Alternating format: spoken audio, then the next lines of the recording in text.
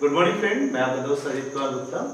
और जैसे कि हम लोग जेईई मेंस के क्वेश्चन के सॉल्यूशन को डिस्कस कर रहे हैं, तो अभी हम लोग का सॉल्यूशन चल रहा है 13 जैन की सेकंड शिफ्ट के प्रॉब्लम का।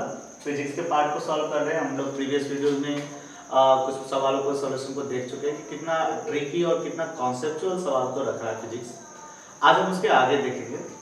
अगला सवाल जो अपना सवाल है, कह रहा है एन अल्टरनेटिंग वोल्टेज दिया हुआ है by t volt is applied to a purely resistive load. तो प्योरली रेसिस्टिव लोड है, इसलिए यहाँ पर इम्पीडेंस निकालने की जरूरत है नहीं, ना तो सोचने की जरूरत है कि कैपेसिटेंस का क्या होगा या इंडक्टेंस का क्या होगा। The time taken for the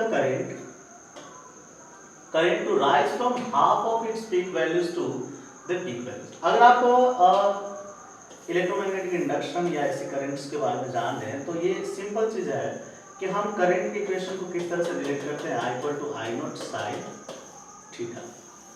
ठीक है। और अगर हम यहाँ पर देखें तो इसकी half of peak values current time taken to rise from half of the peak value. Half of the peak value मतलब आपको पूछा है कि आई नॉट बाई 2 से पीक वैल्यूज जाने में, मतलब कि आई नॉट जाने में क्या टाइम लगेगा। ठीक है ना। हम ये देख लेंगे थीटा के पर्सपेक्टिव के हिसाब से बात कर ले, पर्सपेक्टिव के हिसाब से, तो I is equal to I naught sine theta, ये अपना इक्वेशन हुआ। और हाफ वैल्यूज कहाँ पर मिलेगा, तो हाफ के लिए आप कह सकते हो कि यहाँ पर sine theta is equal to 1/2 होना चाहिए and theta is equal to 30 degree. ठीक है। एंड पीक वैल्यूज के लिए आप कह सकते हो कि पीक वैल्यूज तो तब मिलेगा जब यहाँ पर साइन थीटा की वैल्यूज 1 हो जाए, मतलब थीटा इज इक्वल टू 90। अगर एंगुलर पर्सपेक्टिव से देखें तो हाफ वैल्यूज मिल रहा है या 30 डिग्री के लिए, ठीक है ना, एंड पीक वैल्यूज मिल रहा है या 90 डिग्री।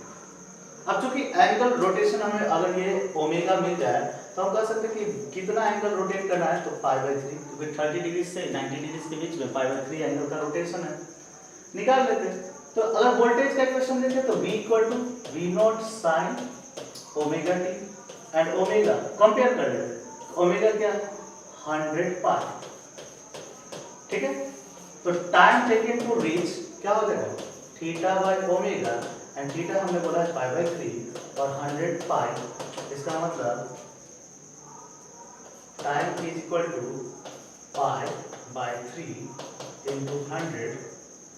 पाई से पाई कैंसिल हो गया, 1/300। और अगर हम कहें तो 1/300 0.33 into 10⁻² and 3.3 millisecond. Answer देखिए तो आंसर फर्स्ट आ जाएगा 3.3 मिली सेकेंड। और अगर हम एनटी का आंसर को देखें तो एनटी का आंसर भी करता है 3.3 मिली सेकेंड। अब अगर गौर करें तो इस पूरे में वोल्टेज की सब डेटा का कोई लेना देना नहीं, ना हमें करंट की वैल्यूज को निकालना था, ना तो ये लोड की वैल्यूज को निकालना था, क्योंकि जिस समय इसने बोला resistive load, sorry purely resistive, उसी समय हमारा ये सवाल बहुत ज़्यादा आसान हो गया। और यहाँ पर सवाल को डायरेक्ट हम बिना किसी डेटा कैलकुलेशन के, केवल हमें ये मदद करना था कि ये एंगुलर रोटेशन में कितने एंगल का रोटेशन हो रहा है, और एंगुलर वेलोसिटी मालूम है तो थीटा बाय ओमेगा कर दिए, आंसर है। ठीक है, प्रॉब्लम सॉल्व, सीधा सवाल, कोई ज़्यादा किचकिच नहीं और सिंपल सवाल। नेक्स्ट सवाल देखते हैं। If the total energy transferred to a surface in time t is 6.48 into 10⁵ joule, then the magnitude of total momentum delivered to the surface for a complete adsorption। देखिए यहाँ पर फिर से सवाल में लिख दे दिया आपको, for complete adsorption। तो for complete adsorption momentum is equal to E/c। Problem solve, मतलब कि 6.48 into 10⁵ by 3 into 10⁸। 3 हुआ 2.16 into 10⁻3। ठीक है। इसमें प्रॉब्लम का कोई दम नहीं, डायरेक्ट सवाल, डायरेक्ट फॉर्मूला बेस्ड सवाल, इसमें कहीं भी कुछ नहीं। प्रॉब्लम को केवल सॉल्व कराने के लिए यह स्टेटमेंट काफी है, उसका फॉर्मूला और डायरेक्ट रिलेशन। ठीक है। नेक्स्ट सवाल की तरफ जाते हैं। एनडी का आंसर मिला है, एनडी का भी आंसर है 2.16 into 10⁻3। नेक्स्ट प्रॉब्लम की तरफ जा रहे हैं। 15 वोल्ट सप्लाई है, सर्किट दे दिया है, बोला कि in the given circuit the voltage across the load resistance. भाई यहाँ पर दो डायोड यूज किया है, जर्मेनियम का और सिलिकॉन का। ब्रेकडाउन वोल्टेज देना चाहिए था, अगर ना दिया तो बेसिकली याद होगा कि जर्मेनियम का breakdown voltage 0.3 volt and silicon का 0.7 वोल्ट होता है। ब्रेकडाउन क्या होता है कि यह वो वोल्टेज है जो जब तक कि इतना सप्लाई न किया जाए तब तक ये सर्किट के डिप्लीशन लेवल को गायब नहीं करेगा और तब तक आपके सर्किट में करंट को अब फॉरवर्ड डायरेक्शन में भी मूव नहीं करेगा। जस्ट समझ लेते हैं कि अगर 15 वोल्ट का सप्लाई है तो यहाँ पर 0.3 वोल्ट जर्मेनियम कंज्यूम कर लिया, सिलिकॉन यहाँ पर 0.7 वोल्ट को कंज्यूम कर लिया और सर्किट को हम रिफॉर्म करके लिखे, अगर ये डायोड्स को हटा करके तो अब हमारा सर्किट में एक लोड बचा 1.5 किलो ओम का, एक लोड दूसरा अपना बचा है 2.5 किलो ओम का, और यहाँ पर अगर बोले 15 वोल्ट के सप्लाई में 1 वोल्ट खत्म हो गया, मतलब 14 वोल्ट बचा। अगर हम इस पूरे सर्किट में करंट के अमाउंट को निकालने की कोशिश करें तो जो करंट होगा वो करंट आपका हो जाएगा, ये दोनों सीरीज कॉम्बिनेशन में है, तो V/R voltage 14 divided by 4 kilo ohm. ठीक है, अब इसको वैल्यूज को कैलकुलेट नहीं कर रहे। अगर हम देखें तो यही करंट इससे क्रॉस करने वाला है, तो इसके अक्रॉस के जो लोड निकालना है, सपोज अगर V' निकालना चाहते हैं Ohm's law, V' I/R, I जो है वो 14 into 4 into 10⁻³ and the R खुद है 2.5 इंटू 10⁻³। ठीक है, थोड़ा सा अपने आप को इजी रखते हैं। 14 into 25, 14 into 25 350 divided by 4t, ये आ जाएगा 8.7 एंड 8.75 वोल्ट। ठीक है, सिंपल कैलकुलेशन, सिंपल कॉन्सेप्ट ये है कि डायोड लगेगा, डायोड किसी वोल्टेज को कंज्यूम करके खत्म करेगा। सीरीज कॉम्बिनेशन था तो दोनों वोल्टेज दोनों के द्वारा, चूंकि जब तक वो वोल्टेज नहीं लेगा तब तक वो करंट को फ्लो करने देगा ही नहीं। ठीक है, तो उतना वोल्टेज उसमें खत्म हो गया, खर्च हो गया, और बाकी एनर्जी को यूज करिएगा और आपको एनर्जी कितना मिला 8.75 वोल्ट। ठीक है, एनडी का आंसर को देख लेते हैं। एनडी का आंसर भी है 8.75, हमारा एनडी का आंसर करेक्ट हुआ।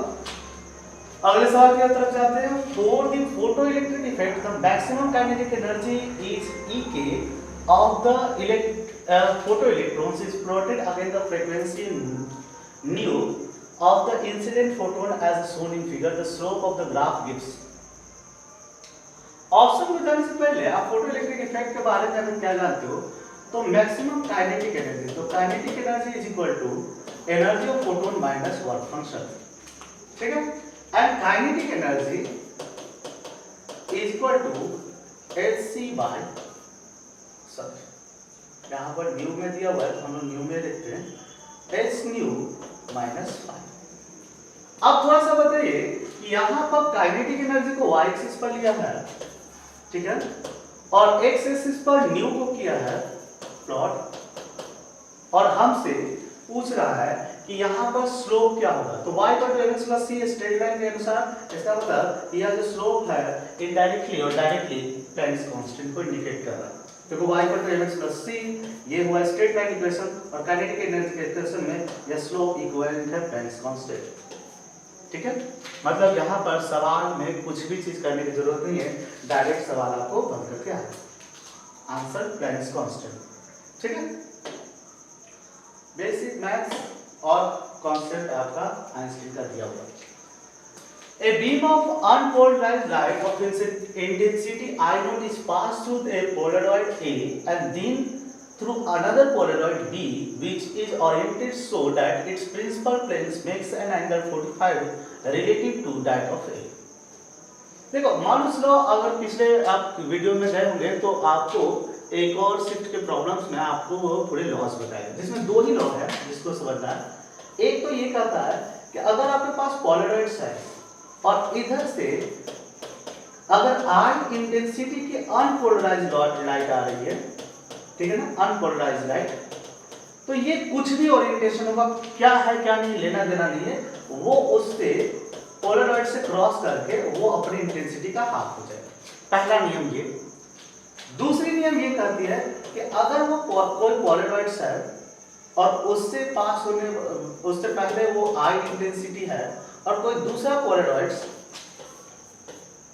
अगर उसके साथ ओरिएंटेशन थीटा में है, इससे क्रॉस करते समय उसकी इंटेंसिटी जो होगी I cos स्क्वायर थीटा। दो नियम है और सारे के सारे प्रॉब्लम सॉल्व करने, ठीक है।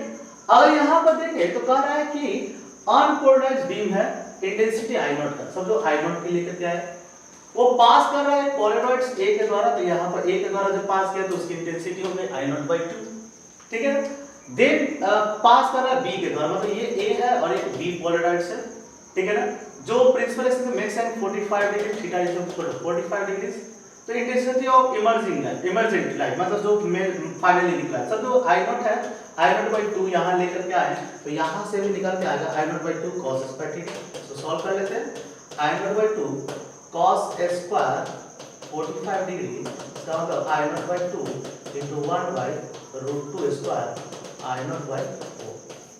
प्रॉब्लम सॉल्व और अपना आंसर हो गया I नॉट बाई 4, ठीक है। देख लेते हैं एनडीए ने क्या आंसर किया है।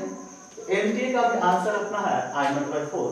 सिंपल सवाल, छोटा सा बेसिक कॉन्सेप्ट, अगर पोलराइड्स को जानते हैं प्रॉब्लम सॉल्व। और इस पर सवाल अच्छा खासा एनडीए ने पूछा है, तो इसको आप अटेंशन में और इंपॉर्टेंट सवाल में मार्क कर लें।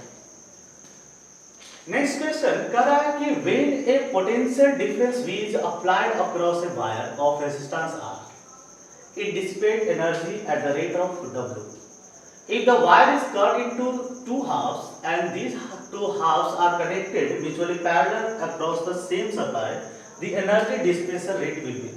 तो इससे अच्छा सवाल कुछ हो ही नहीं सकता। सिंपल समझो, वायर R का है, आपने इसे हाफ कट कर दिया, मतलब ये R/2 का रेजिस्टेंस हो गया और उसको पैरेलल फील्ड लगा लिया तो R/2 का रेजिस्टेंस होगा। तो इक्विवेलेंट क्या होने वाला है, तो R/2 मतलब इक्विवेलेंट आपको पैरेलली मिलने वाला है R/4। ये अपना अलग का रिजल्ट। अगर बोला जाए कि आपको एनर्जी डिसिपेट कर रहा है, मतलब कि एनर्जी डिसिपेशन कर रहा है, तो एनर्जी डिसिपेशन क्या होता है, V स्क्वायर बाय R। अब यहाँ पर देख ले, सप्लाई बाय R शुरुआत में इनटू T, ठीक है। शुरुआत में अगर कर रहे हैं, शुरुआत में अगर आप जा रहे हैं तो शुरुआत में ये देख ले कि W is equal to V square by RT। तो अब फाइनली क्या होगा, तो फाइनली हो जाएगा W dash is equal to V square by R equal to T, and नया इक्वल क्या है R/4 into T, V square T by R, यहाँ पर 4 है, तो आप ये V स्क्वायर बाय T को लिख रहे हो W, इसका मतलब 4W। क्वेश्चंस के सॉल्यूशन पर देख ले, तो यहाँ पर 4 टाइम्स द एनर्जी डिसिपेशन, मतलब अगर आप वायर को काट रहे हो तो काटते हो तो रेजिस्टेंस आधा हो जाएगा, लेकिन पैरेलल कर दिए तो फिर फर्दर हाफ आधा हो गया, और उसके बाद इक्विवेलेंट जो पावर डिसिपेशन है, मतलब पावर डिसिपेशन वर्क के 4 गुना हो जाएगा, ठीक है। तो छोटे छोटे वीडियो से ही मिल रहे हैं, तो इस वीडियो के लिए इतना ही। एनडीए के आंसर को मैच करा लेते हैं, एनडीए का आंसर भी सेम दिया गया, ठीक है। मिलते हैं अगले वीडियो में, तब तक के लिए have a nice day, thank you.